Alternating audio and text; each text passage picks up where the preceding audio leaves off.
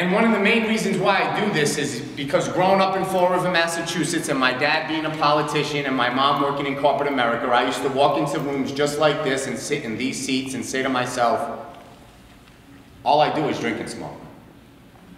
I'll never turn into that guy. I remember sitting in my seat saying, my daddy a politician, I've scored 2,000 points, I'm a McDonald's All-American, Coach Krzyzewski, Coach Patino, Coach Boeheim. They'll be at my practice today after school. All I do is drink and smoke on weekends. I'll never turn into that guy. I don't know if you've ever heard of self-harm, Mr. Herron, but I'm scarred from my wrist to my biceps because of the way these kids treat me. I can no longer cut on my arms. I'm on my legs. All because of the way these kids treat me. But you coming to my school that day, sharing your story, it inspired me to share mine. So the next day I walked into school, sat at their lunch table and waited for the girls to sit down. When they walked up to the lunch table and saw me sitting at their table, they looked at me with disgust, but they sat down, and as soon as they sat down, I rolled up my sleeves and I showed them all my scars. And I said, look what you do to me, I hope it makes you feel better.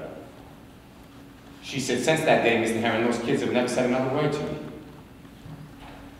So thank you from the bottom of my heart, taking time out of your day to come to my high school and make a difference in my life.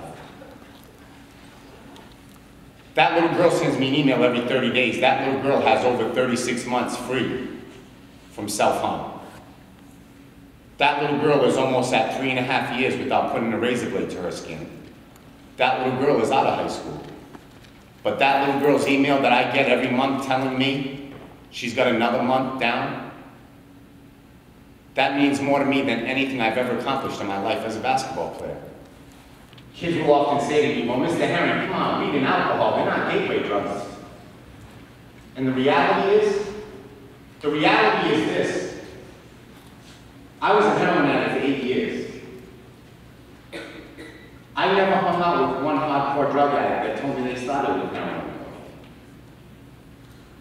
I never met one. And I recently spoke at a high school, probably within a 20-mile radius of here. And as I walked out to my car, my phone buzzed. And when I clicked on it, it was an email, and when I opened it, it said, hey, Mr. Herron, me and my boyfriend are still in the auditorium where you just spoke. In our backpack today are 2 bottles of vodka, 2 bottles of Xanax, and 2 bottles of Tylenol.